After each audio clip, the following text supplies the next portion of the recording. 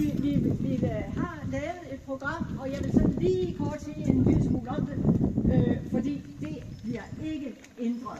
Vi er jo her i kirken som et centralt sted. Et sådan privilegiebrev skulle en konge udstede, og når der kom en ny konge, så skulle man bekræfte, at man fortsat havde købstadsrettigheder. Så det her, det kræver altså, at man hele tiden fra byens side lever.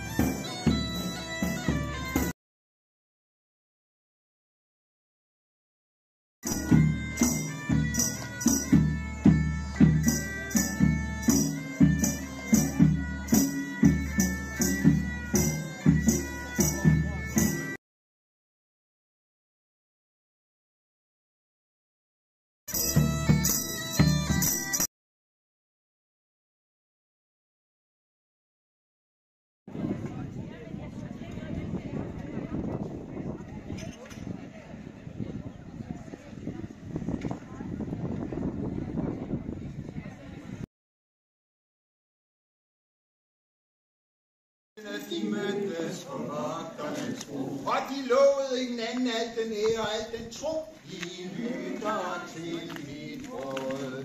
Men Filigutten, han stod lidt en afstand derfra.